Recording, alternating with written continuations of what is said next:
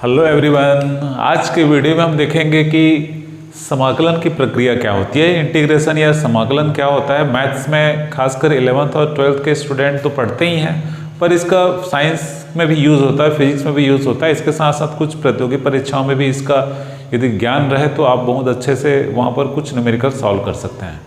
तो समाकलन क्या होती है, इसके पहले की वीडियो में हमने अवकलन पर बात की थी। अवकलन को पूरे फार्मूले से तो उसका डिटेल बताया था कि कैसे क्वेश्चन सॉल्व करना है। तो आज के इस वीडियो में देखेंगे हम समाकलन क्या होता है। और यदि आप हमारे चैनल में पहली बार आए तो हमारे चैनल को जरूर सब्सक्राइब कर लीजिए, लाइक शेयर कमेंट अवश्य करना।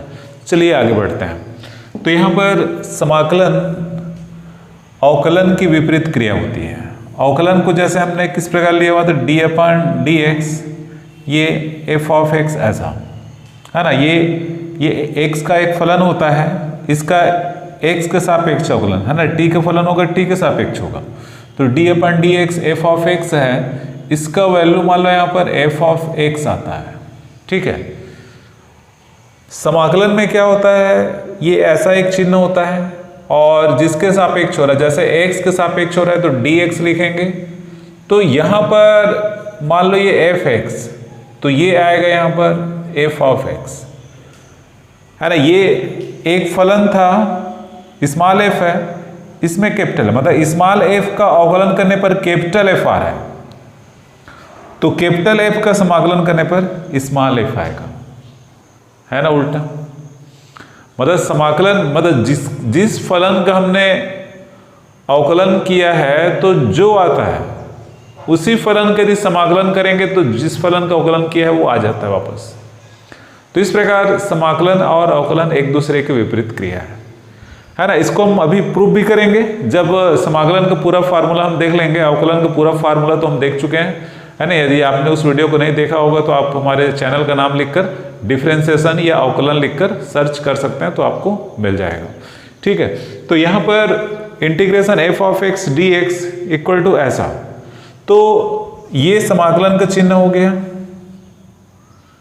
ऐसा चिन्ह कहीं पर है और ये समाकलन का चिन्ह हो जाएगा। यहाँ पर x लिखा है तो x के सापेक्ष, यदि यहाँ पर dt है और यहाँ पर कुछ भी लिखा हुआ है t के साथ 5 यहाँ पर है, तो ये t के सापेक्ष अवकलन होगा। मतलब जो लिखा रहेगा t है तो t के सापेक्ष, x है तो x के सापेक्ष, y लिखा रहेगा तो y के सापेक्ष, या और कुछ दूसरा है तो उसके सापेक्ष क्या हो जाएगा, वो समाकलन।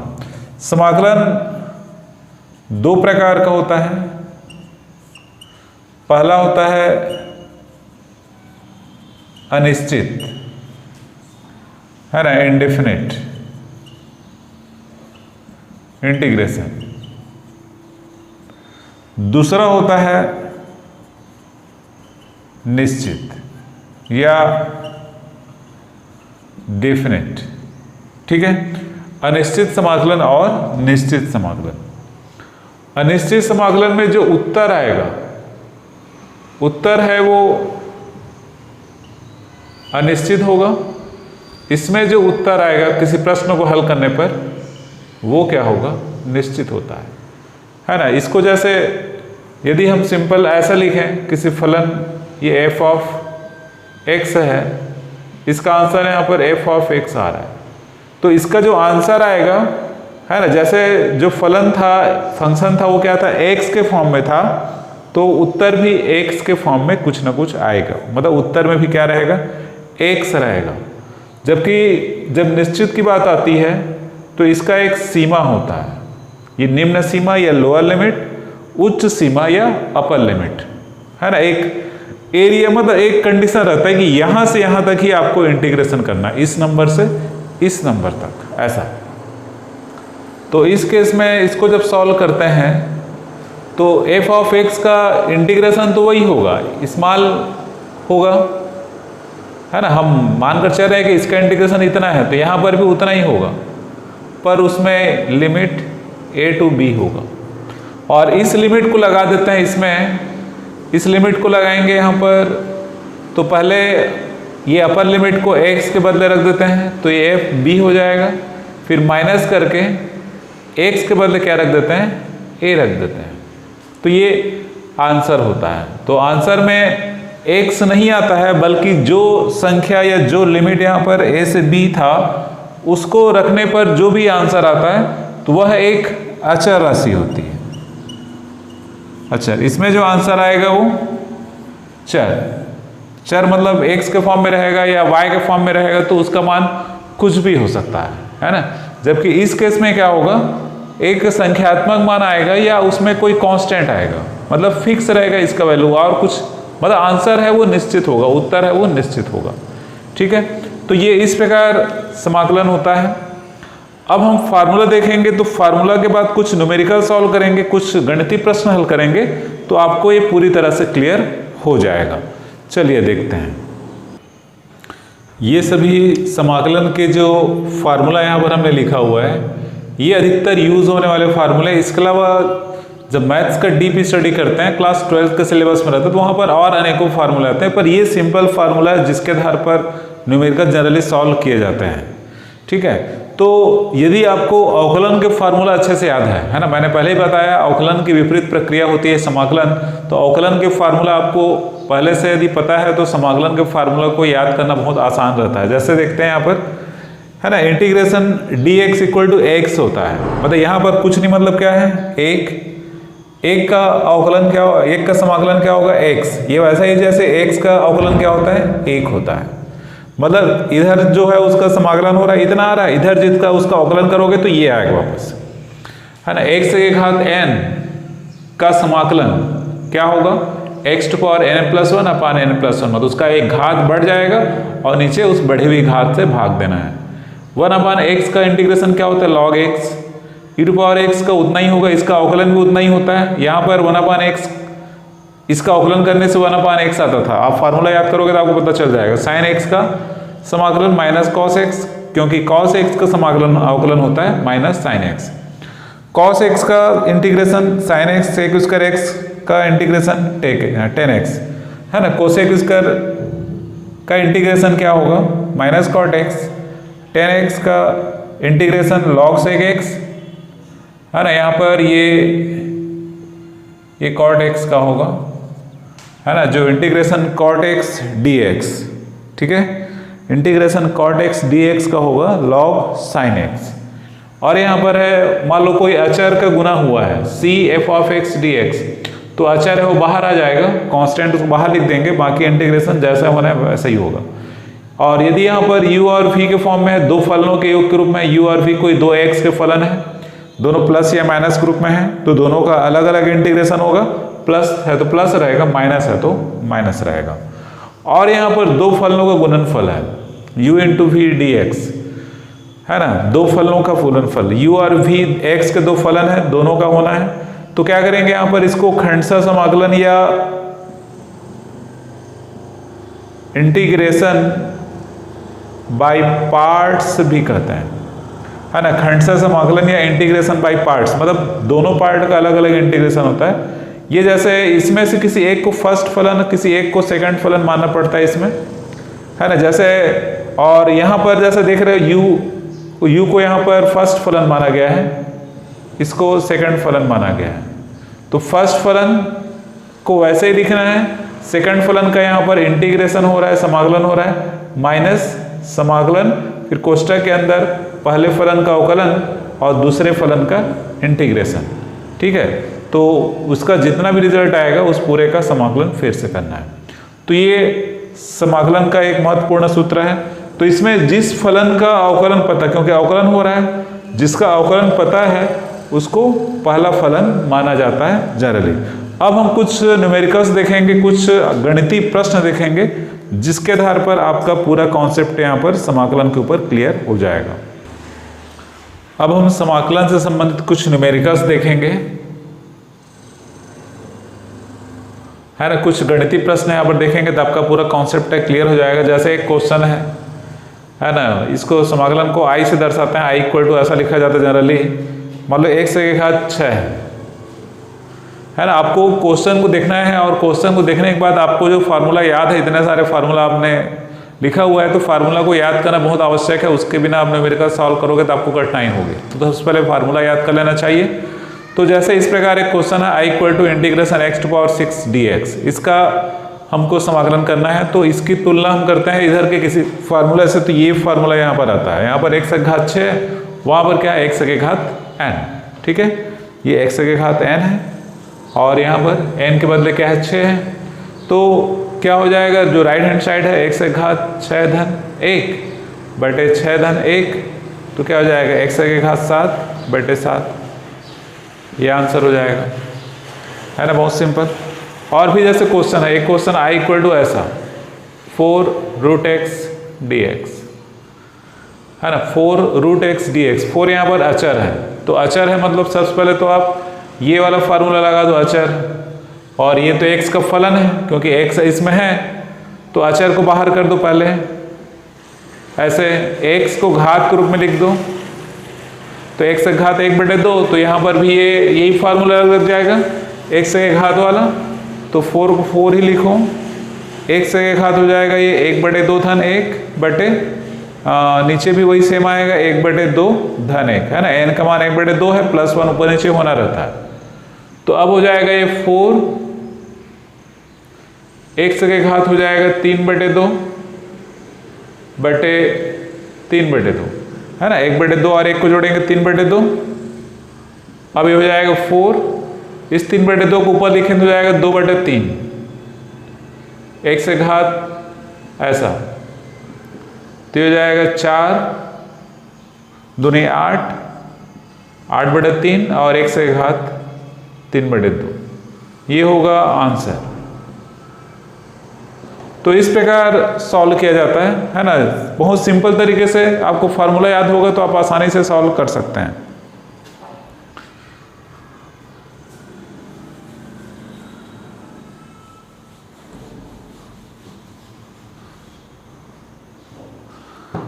है ना, जैसे इसमें एक क्वेश्चन और है,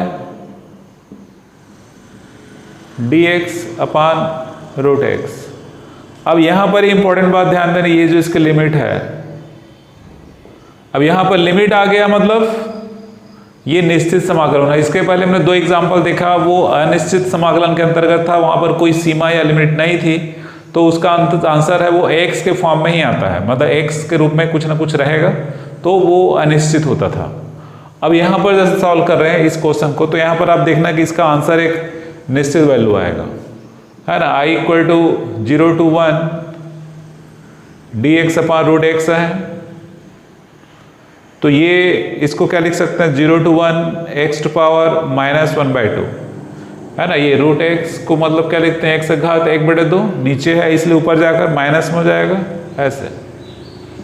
अब इसका समाकलन कर दिया जाए तो x का घात -1/2 +1, यही फार्मूला हम लगा रहे हैं बार बार, इसका सबसे ज़्यादा यूज होता है।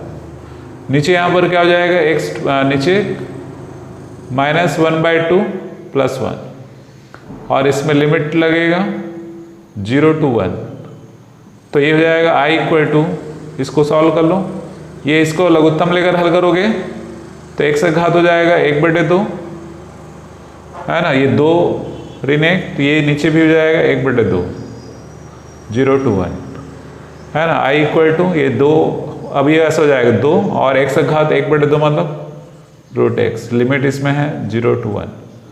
अब इसमें आप लिमिट लगाओगे तो लिमिट कैसे लगाते मैंने बताया था पहले, जहाँ पर x है वहाँ पर अपर लिमिट को रखना है, तो 2 वर्गमूल 1 हो जाएगा, बीच में माइनस लगाना है, फिर जहाँ पर x है वहाँ पर निम्न सीमा को रखना है, तो 2 वर्गमूल 0, तो 2 वर्गमूल 1 मतलब 1 ही होगा, -2 वर्गमूल 0 को 0 होगा, तो क्या आंसर आएगा 2। तो इस प्रकार आंसर क्या आता है, निश्चित आता है। निश्चित समाकलन या डेफिनेट इंटीग्रेशन मतलब एक फिक्स आंसर या एक निश्चित आंसर आना रहता है, तो ये आंसर यहाँ पर है ना। कुछ और एग्जाम्पल यहाँ पर देख सकते हैं निश्चित समाकलन से संबंधित, है ना, निश्चित समाकलन से संबंधित कुछ और एग्जाम्पल यहाँ पर, जैसे एक क्वेश्चन मैं लेता हूँ i equal 0 to π/2 cos x dx। ये एक क्वेश्चन है, ट्रिग्नोमेट्री फंक्शन है cos x का पहले क्या करेंगे समाकलन, यहाँ पर फार्मूला लिखा हुआ है, cos x का समाकलन क्या होता है sin x, तो sin x लिख दो सीधा, ये 0 to क्या हो जाएगा π/2 इसकी सीमा या इसकी लिमिट है। अब यहाँ पर लिमिट लगाना है, जहाँ पर x है वहाँ पर upper limit, sine pi by 2 minus sine 0, x के बदले 0, बीच में माइनस रहता है, ये ध्यान रखना। ठीक है। अब साइन 90 अंश का मान क्या होता है? 1 होता है। साइन 0 का मान क्या होता है? 0 होता है। तो क्या आंसर आ रहा है? 1। तो इस प्रकार आई इक्वल टू क्या आया? 1। तो ये निश्चित आंसर आ रहा है। तो निश्चित आंसर आ रहा है मतलब ये निश्चित समाकलन है। ठीक है।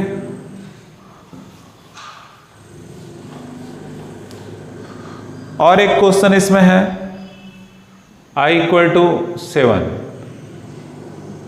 Cot square x d x, मतलब इसका समाकलन करना है ना, इसका समाकलन करना है। तो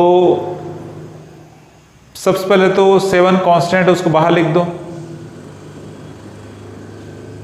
ऐसा। अब हम इसमें देखते हैं कि क्या ऐसा वाला कोई फार्मूला है कि कॉट स्क्वायर इसमें है क्या कहीं पर? कॉट स्क्वायर तो यहाँ पर नहीं दिख रहा है, कोसेक स्क्वायर दिख रहा है ना, कोसेक स्क्वायर एक्स दिख रहा है, कॉट स्क्वायर एक्स नहीं दिख रहा है। तो हम इसका डायरेक्ट इंटीग्रेशन नहीं कर सकते, इसमें फार्मूला लगाएंगे कि cot square x equal to क्या होता है? कोसेक स्क्वायर एक्स माइनस 1 है ना। Cot square x equal to cosec square x minus 1, ये फार्मूला आप लोग पढ़े होंगे। ठीक है ना। ये त्रिकोणमिति में 3 सर्वसमीका जो होती है वहीं से है ना। Sine square x plus cos square x equal to 1 है ना। बाकी 2 सेक और टेन के लिए होता है और सेक कोसेक और कॉट के लिए होता है। तो ये वहाँ से है। तो कॉट स्क्वायर एक्स के बदले इतना रख देते हैं, ये हो जाएगा integration cosec square x minus 1 d x. अब इसको अलग अलग कर दो 2 पार्ट में, माइनस 1 डी एक्स। अब ये फार्मूला यहां पर है, cosec square x d x क्या होता है? उसका formula minus cot x 1 d x. 1 का समाकलन क्या होता है? एक्स, तो हो जाएगा एक्स ऐसा। 7 को मल्टीप्लाई कर सकते हो चाहो तो, minus 7 cot x minus 7x। तो इस प्रकार ये होगा इसका आंसर। चाहे तो आप माइनस चिन्ह कॉमन भी निकाल सकते हो। तो इस प्रकार इंटीग्रेशन करते हैं है ना। इसमें एक और क्वेश्चन हम देखेंगे,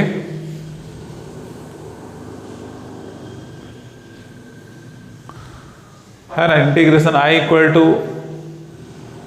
एक्स इंटू कॉस एक्स है ना। इसमें 2 फलन एक साथ है, तो ये u और ये v के रूप में होगा, क्योंकि x का अवकलन क्या हो जाता है? 1 हो जाता है। तो इसको भी आप एक u लेकर चल सकते हो, दोनों में से किसी को भी लेकर चल सकते हो।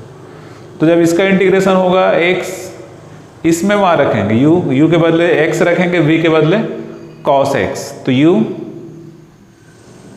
cos x dx minus d अपान dx, x ही आएगा यहां पर भी।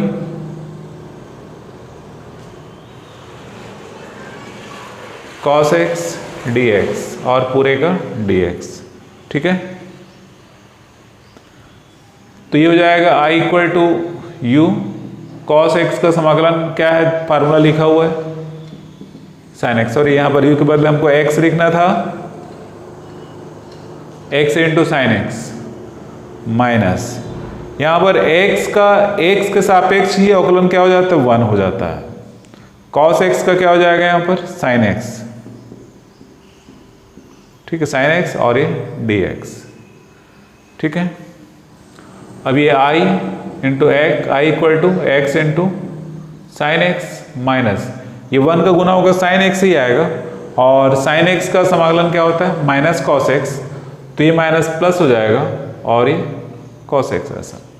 तो इस प्रकार जो खंडशः समाकलन होता है, इंटीग्रेशन बाय पार्ट्स होता है, इसको भी हम यूज करके इस प्रकार क्वेश्चन सॉल्व कर सकते हैं, है ना। अब इसमें एक और मुख्य बात हमने शुरू में ही कहा था कि समाकलन अवकलन की विपरीत क्रिया होती है ना। जैसे x से 1 घात 6, इस क्वेश्चन को हमने लिया हुआ था, इसका अवकलन करते हैं। ठीक है। अवकलन करते हैं तो अवकलन का फार्मूला क्या होता है, d/dx, x के घात n बराबर होता है n x के घात n-1। ठीक है, ये होता है, इसमें घात सामने आता है और घात 1 कम होता है। समाकलन में घात 1 बढ़ता है और घात से भाग देते हैं, मतलब यहाँ पर गुना होता है, वहाँ पर भाग होता है, और यहाँ पर घटता है ना। अवकलन में घात है वो घटते जाता है, समाकलन में घात क्या होते जाता है, बढ़ते जाता है। समाकलन मतलब सम कर सकते हैं, बढ़ना, अवकलन मतलब क्या होता है, कम होना। तो ये ऐसा ही एक विपरीत प्रक्रिया हमको लग जाता है। तो d/dx x के घात 6 है, तो ये हो जाएगा इसका अवकलन इस फार्मूला से 6 x के घात 6 ऋण 1 बराबर क्या हो जाएगा, 6 x के घात 5। ठीक है, ये आ गया। अब इसका क्या करते हैं, समाकलन करते हैं। अवकलन करने पर जितना आ रहा है उसी का समाकलन करें तो फिर से हमको ये मिल जाएगा। देखना कैसे, इसका समाकलन होगा 6 कांस्टेंट बाहर लिख दो, x के घात 5 dx, x के घात 5 ये वाला फार्मूला लगेगा तो x के घात 6 बटे क्या हो जाएगा, एक बढ़ेगा घात और बटे 6, तो 6 कट गया, बराबर क्या हुआ, x के घात 6। ये हो गया आंसर। तो जिसका हमने अवकलन किया था, जितना उत्तर आया उसका फिर से समाकलन करने पर वही प्रश्न आ जाता है। तो इस प्रकार समाकलन और अवकलन एक दूसरे के विपरीत क्रिया होती है। ठीक है, तो आपको हम आशा करते हैं कि आपको ये वीडियो अच्छा लगा होगा, आपका कॉन्सेप्ट है वो समाकलन पर क्लियर हुआ होगा, है ना। इसकी सहायता से आप अपने आगे के न्यूमेरिकल सॉल्व कर पाएंगे, प्रैक्टिस ज़्यादा करेंगे तो। Thanks for watching.